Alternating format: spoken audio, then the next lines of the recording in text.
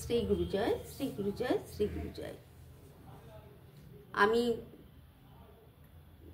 একাদশ খণ্ড অবধি পড়েছিলাম। আজকেও আমি এই যে ভগবদ্গীতা পাঠ করে শোনাবো আপনাদের, এটা হচ্ছে দ্বাদশ অধ্যায়, মানে দ্বাদশ খণ্ড, প্রথম অধ্যায় দ্বাদশ খণ্ড। আমি পড়ে শোনাচ্ছি, আপনারা শুনতে থাকুন। শ্রী গুরু জয়। অনুবাদ। আমার সর্বশরীর কম্পিত ও রোমাঞ্চিত হচ্ছে। আমার হাত থেকে গান্ডীব খসে পড়ছে এবং ত্বক যেন জ্বলে যাচ্ছে। তাৎপর্য: শরীরে কম্পন দেখা দেওয়ার দুটি কারণ আছে এবং রোমাঞ্চ হওয়ারও দুটি কারণ আছে। তার একটি হচ্ছে চিন্ময় আনন্দের অনুভূতি এবং অন্যটি হচ্ছে প্রচণ্ড ঝড় ও জাগতিক ভয়। অপ্রাকৃত অনুভূতি হচ্ছে কোনো ভয় থাকে না।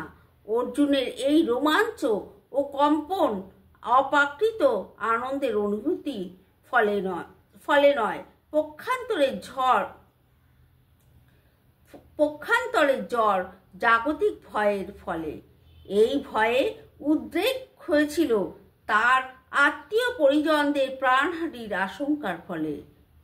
তার অন্যান্য লক্ষণ দেখেও আমরা তা স্পষ্টভাবে বুঝতে পারি।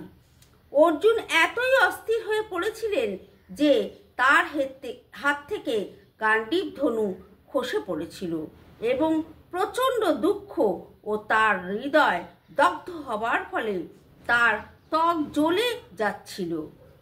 মানে এসব দেখে তার ধনু হাত থেকে খসে পড়ে, হ্যাঁ, এবং তার এতটাই মানে শরীর মানে অগ্নিদগ্ধর মতো জ্বলতে থাকে, হ্যাঁ, যে মানে তার নিজের লোকেদের মরতে হবে এসব দেখে, যুদ্ধ করতে হবে এবং তাদেরকে মরতে হবে এসব দেখে তার এতটাই কষ্ট মানে হতে থাকে যে সে মানে দিশাহারা হয়ে পড়ে।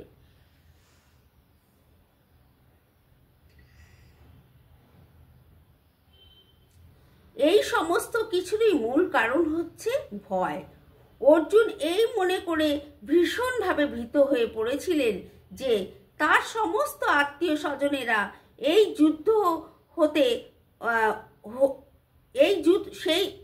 যুদ্ধে হত হবে এবং এই যে হারাবার ভয় তারই বাহ্যিক প্রকাশ হচ্ছিল তার দেহের কম্পন, রোমাঞ্চ, মুখ শুকিয়ে যাওয়া, গা জ্বালা করা আদির মাধ্যমে।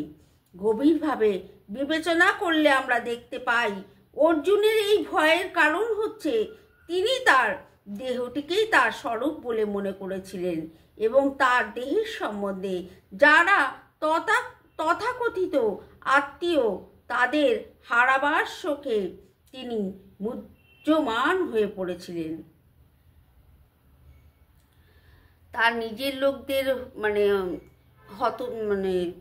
মরতে হবে দেখে তার মনের মধ্যে যে এত দুঃখ হচ্ছে যে মানে সে ভয় পাচ্ছে যে তার হাতে সবাইকে মৃত্যুবরণ করতে হবে, তার নিজের লোকেদের, হ্যাঁ, এই ভেবে তার মানে সে একবারে অজ্ঞানের মতো হয়ে পড়েছেন। নিজের লোক যে তাকে আর মানে তারা যদি নিহত হয়, হ্যাঁ, তাহলে তাদেরকে তো আর সে পাবে না। এই ভেবে সে মানে জ্ঞান হারানোর মতো অবস্থায় পরিণত হয়েছে।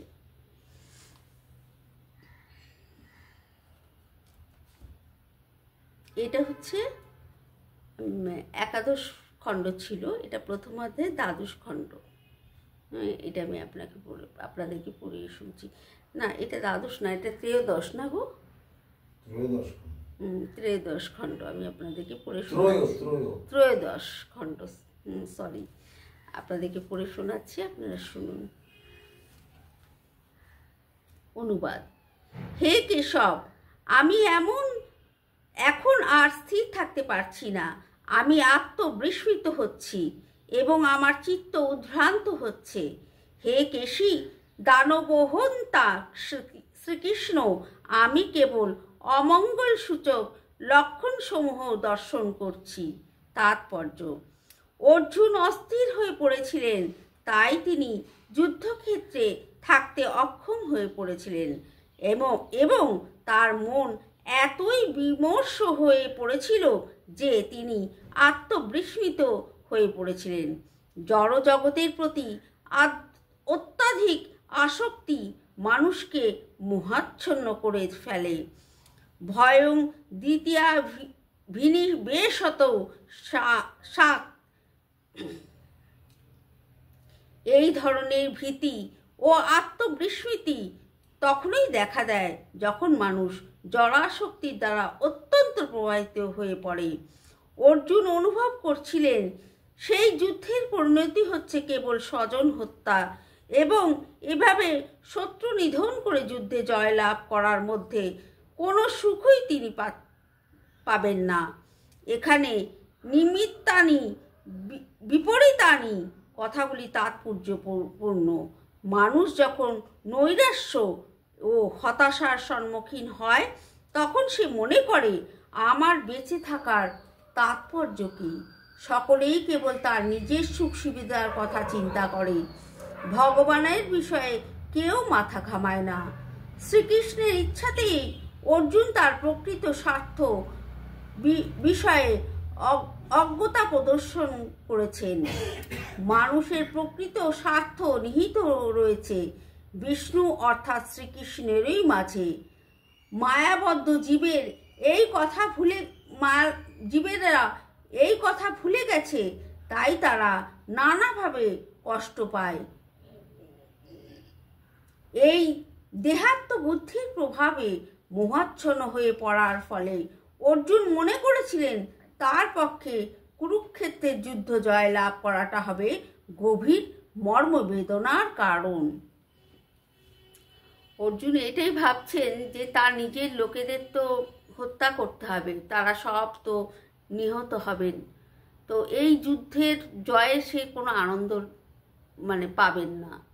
হ্যাঁ, এই ভেবেই তার সে কি বলবো, এইগুলো হচ্ছে এই যে লেখাই আছে যে যার জাগতিক জাগতিক চাহিদা আছে বা যার সংসারের প্রতি বা নিজের প্রতি টান আছে তার মনের মধ্যেই এটা হতে থাকবে। সে যেটা অর্জুনের মনে হচ্ছিল। তো কিছু তো করার নেই, এটা তো এই যুদ্ধ তো হবেই, কিন্তু অর্জুন এই যুদ্ধে না পেছোতেও পারবে না। হ্যাঁ, এই ভেবে তার মনে এত কষ্ট হচ্ছে। হ্যাঁ, তো শ্রীকৃষ্ণ যাই হোক, আগে আমরা জানতে পারবো কিভাবে অর্জুনকে শ্রীকৃষ্ণ এই যুদ্ধ করার জন্য প্রস্তুত করবেন। তো আজ আমি এই অবধি পড়ে শোনালাম। হ্যাঁ, আর আমার না একটু আটকে যাচ্ছে, আমি আপনাদেরকে বলছি। এক হচ্ছে আমার একটু চোখের সমস্যা হচ্ছে, আর একটা হচ্ছে যে আমি ফ্লুয়েন্টলি আমি বলতে পারছি না। তবে আস্তে আস্তে পড়তে পড়তে আমার মা বলেছেন যে এই পড়া অভ্যেস করো। আমি আগেও পড়েছি ভগবদ্গীতা, হ্যাঁ, তো এতদিন পরে আমি আবার ভগবদ্গীতা পাঠ করছি, তো আমার একটু আটকে যাচ্ছে। হয়তো আমি জানি না, মনে হয় স্পেলিংয়েও আমার বোধহয় একটু সমস্যা হচ্ছে। হ্যাঁ, আর সবচেয়ে বড় সমস্যা আমার চোখের দিক থেকে হচ্ছে। তো যাই হোক, আমার যদি কোনো রকম ভুল ত্রুটি হয়ে থাকে আমি আমার গুরুর কাছে ক্ষমা চাইছি এবং সমস্ত দেবদেবীর কাছেও ক্ষমা চাইছি, আর আপনাদের কাছেও আমি ক্ষমা চেয়ে নিচ্ছি। তো আস্তে আস্তে আমার ঠিক সে হয়ে যাবে। আর চোখটা আমার সমস্যার জন্য আমার চিকিৎসা চলছে। হ্যাঁ, সেটা যদি গুরুদেব আমার ভালো করে দেন তাহলে তো কোনো সমস্যাই থাকবে না।